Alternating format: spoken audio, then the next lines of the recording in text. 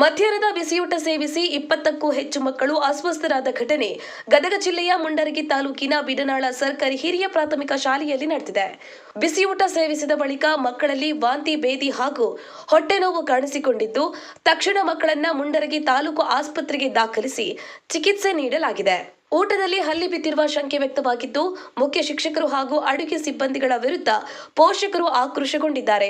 ಅಡುಗೆ ಸಿಬ್ಬಂದಿಗಳ ನಿರ್ಲಕ್ಷ್ಯವೇ ಈ ಘಟನೆಗೆ ಕಾರಣ ಎಂಬ ಆರೋಪಗಳು ಕೂಡ ಕೇಳಿಬರ್ತಾ ಇದೆ. ಮುಂಡರಗಿ ಪೊಲೀಸ್ ಠಾಣಾ ವ್ಯಾಪ್ತಿಯಲ್ಲಿ ಈ ಘಟನೆ ನಡೆದಿದ್ದು, ಇದಕ್ಕೆ ನಿಖರವಾದ ಕಾರಣ ಏನು ಎಂಬುದು ತನಿಖೆಯಿಂದಷ್ಟೇ ಸ್ಪಷ್ಟವಾಗಬೇಕಿದೆ.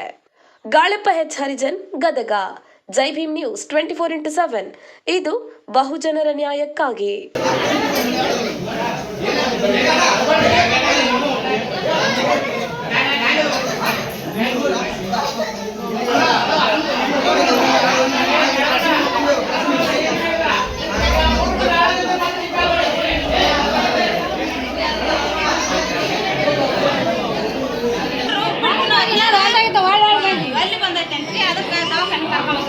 ಏನಂದ್ರೆ ಡಾಕ್ಟರ್ ಏನಂದ್ರೆ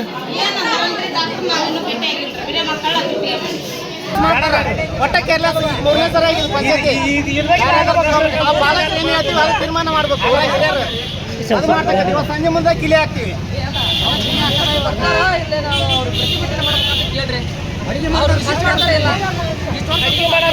ಏನಂದ್ರೆ ಹೆಡ್ಮಾಸ್ಟರ್ ಏನಂದ್ರೆ ಸರ್ ಅವ್ರು ಏನಲ್ಲ ಅವ್ರ ಬಂದಾರ ಅಡಿಗೆ ಮಾಡ್ಯಾರ. ಇವತ್ತಿಗೆ ಬಂದಿಲ್ಲ, ಸಂಡೆಗೆ ಬಂದಿಲ್ಲ.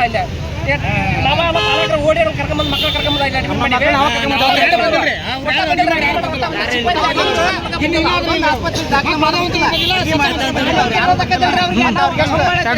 ಹೆಡ್ಮಾಸ್ಟರ್ ಬಂದಾರ. ಅಡಿಗೆ ಮಾಡಾರ ಯಾರು ಬಂದಿಲ್ಲ. ಎಲ್ಲರೂ ಬಂದಾರ, ಶಿಕ್ಷಕರು ಎಲ್ಲರೂ ಬಂದಾರ. ಅಡಿಗೆ ಮಾಡಾರ ಯಾರು ಬಂದಿಲ್ಲ.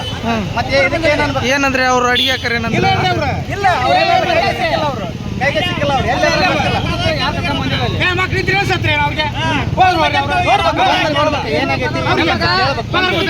ಇನ್ಸ್ಪೆಕ್ಟರ್ ಎಲ್ಲಿದ್ರು ಬರ್ಬೇಕು. ಇಷ್ಟು ವರ್ಷ ಆಯ್ತು ಸರ್ಕಾರಿ ಶಾಲೆ ಸ್ಟಾರ್ಟ್ ಆಗಿ ಒಂದ್ ದಿವಸ ವಿಸಿಟ್ ಮಾಡಿ ನೋಡಿಲ್ಲ ಅವರು. ಫುಡ್ ಹೆಂಗ್ ಕೊಡಾಕತ್ರ, ಏನ್ ಕೊಡಾಕತ್ರ, ಹೆಂಗ್ ನಡೆಯಾಕತ್ತೈತಿ ಅಂತ ವಿಸಿಟ್ ಮಾಡಿಲ್ಲ ಅವರು.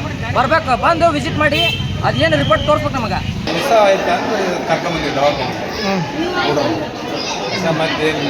ಎಸ್ ಮಂದಿ ಅದಾರ ಹುಡುಗರು.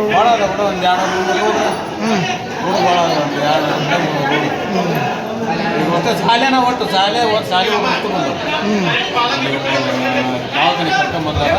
ಇನ್ನು ಮುಂದೆ ಏನು ಹೇಳಿಲ್ಲ ಡಾಕ್ಟರ್. ಅವ್ರು ಹೇಳಿದ್ರೆ ಬರ್ತೇನೆ ಅನ್ನೋದು ಏನೈತೆ ಅನ್ನೋದು ಡಾಕ್ಟ್ರ್ ಹೇಳಿಲ್ಲ.